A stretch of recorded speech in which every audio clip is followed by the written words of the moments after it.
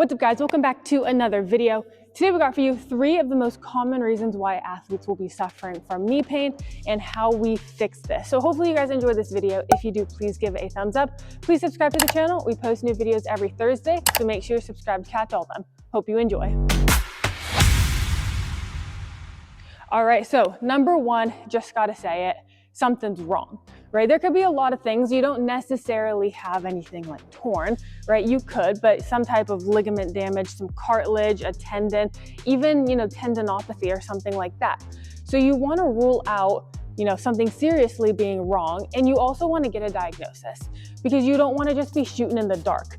How you fix one problem is not how you fix another, right? How you fix a patellar tendinopathy is not how you fix patellofemoral syndrome. So you want to know what you're working with. Now, when it comes to something being wrong, like I said, it's not always something, for like super serious, like surgical requirement.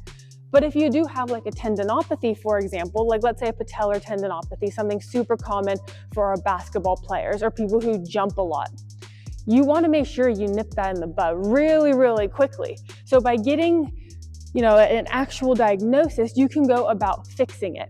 Now, when something is wrong, like I said, it doesn't always mean there was like an impact or something like that. A lot of the times there will be some type of tendon inflammation or irritation because of something as simple as you're spiking your workload too much, right? Maybe you bump your intensity too much. Maybe you bump your volume too much. All those things are really important. And I will say a lot of the time when somebody comes in here with knee pain, like an athlete, I would say only once has it been because something was wrong. Every other time, it's a spike in workload, too much intensity, too much volume. They don't fix the problem. They just try to work through it, or they think that the problem's better because they rest for a week, let's say, and then they jump straight back to it.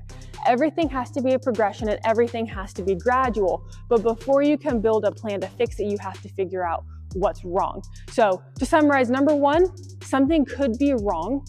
Doesn't necessarily mean it's huge or surgical, but something might be wrong and you need to figure out what it is in case it is like a tendinopathy, something like that, to go about to fix it. Number 2, faulty movement patterns. You see this one a lot, especially with, I'll say, very young athletes or athletes who've never had any type of training. Faulty movement patterns are going to be a massive cause of knee pain. Now I'm talking things like squatting, lunging, cutting, changing direction, jumping. If we have excessive joint stress, like if our knees push way far forward and we have terrible neuromuscular control, right? So we don't hip hinge, we don't allow other muscles to co-contract to help with that stress. All of these things will cause knee pain. If we have weak hips, right? Weak glutes, those things as well. Now, a lot of people misconstrue this, and when they see an athlete going to jump, for example, and their knees come in a little bit, or when they go to change direction and they come in, something like that, that's perfectly fine, but we have to be able to handle that. So if we have faulty movement patterns and weakness, then we're not going to be able to handle what is actually an athletic movement. The best jumpers in the world have internal rotation when they're doing these explosive movements, but they have the capacity, the motor patterning to handle it, right? So we have to make sure that we're teaching our athletes proper movement. So for example, if I'm going to squat, right, I don't want to squat like that. I want an actual good squat, something like that. If I'm lunging, right, it's not a lunge there, it's a proper lunge. Now, I will say I am a huge fan of full range of motion. I think it is so important for joint health. I think that getting our knees over our toes is absolutely fine because most sporting movements, we put ourselves in that position, so we have to train it. I'm not the biggest fan of loading something super freaking heavy and getting into these more precarious positions. However, I think in order to build the capacity to be strong, you have to be able to handle. So when I'm saying fix your patterns and teach a proper squat versus knees forward, I'm not saying don't ever have your knees forward. But what I'm saying is you have to be able to teach your athlete the correct pattern so that when they come to jump or to land, for example, right, they can disperse that force. It's not just through the knees. or when they're running or cutting. It's not just through the knees. Hip hinge is critical when it comes to all these things. So make sure you're taking the time to work on your patterns. It happens to us all the time with some of our athletes. They'll come in brand new to training and you can watch their form. And after a little bit, they're like, "Ooh, my knees are starting to hurt." Well, yeah, because you're squatting excessively forward, something like that, and you're not getting that hip hinge. And the minute that you teach something like that, for my example, problem fixed. Excessive joint stress is definitely a thing. So you just want to make sure that our patterns are correct, because when you get out to play, we're talking high force at high speed. These motor patterns have to be built in. So make sure if you're having knee pain, check your motor patterns, check your movement pattern, make sure everything's good. Number 3, weak quads. A huge reason for knee pain is really weak quads. Yes, also weak hips, weak glutes, calves, hamstrings, all that. But I'm talking specifically weak quads. There is a huge correlation between weak quads and knee pain.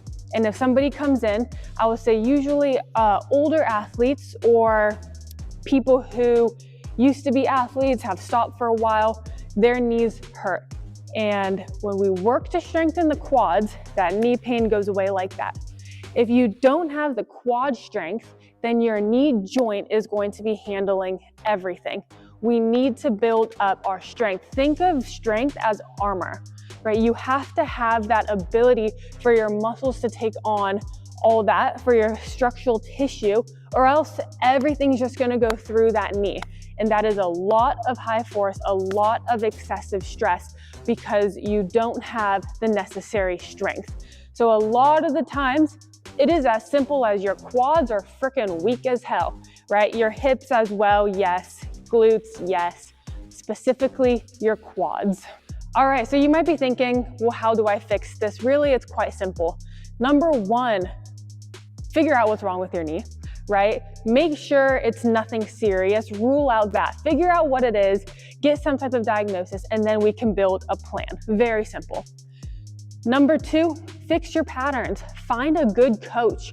Find someone who actually takes the time to fix your patterns, who understands physiology, who doesn't just watch YouTube videos and tries to copy other people, but somebody who understands the mechanics of a movement, why you're doing a movement, and how it will relate to you as the specific athlete and your sport, right? Make sure that you have somebody who's actually good, who's not just, lift heavy at all costs, do a partial range of motion because I'd rather you have more weight on the bar to fill my ego. Not one of those coaches. Or someone who's making you do 1,000 frickin' hang cleans for cardio, or somebody who's making you squat a bunch to barf. No. A good coach who's actually going to teach you proper lifting, proper movement patterns. And number 3, build your quad strength, right? Hit the leg extension, hit a sled drag, hit all these exercises that actually build up your quads. There is such a stigma around quad strength, and I think people, especially females, are so freaking scared to build up their quads because there is the whole, quad to hamstring ratio with ACLs. If you have a proper program, your quads are gonna get stronger, your hamstrings are gonna get stronger, your calves, everything, glutes, they're all gonna get stronger. So you don't have to worry about that. And to be quite frank, you're at a higher risk of tearing your ACL if you have a weak quad because your knee can't handle the force. So do yourself a favor, build up your quad strength, hit exercises that are actually going to do something, and you will notice a huge difference. I promise you. Bust out that sled. That is one of my favorite things to do for athletes with knee pain or people who are coming back from like an ACL. It does not load the knee directly. You can put a lot of freaking load, and it is fantastic to build up the lower body. If you have some type of tendinopathy, hit a bunch of ISOs, right? Leg extension ISO, anything to help, like a Spanish squat ISO, anything to help reduce the inflammation of the tendon. Squeeze that water out of it, and then you can build up from there. But make sure you're building up your strength. Hopefully this helps. Let me know in the comments below other videos you want to see. Thank you for watching. Please like, please subscribe. We'll see you in the next one.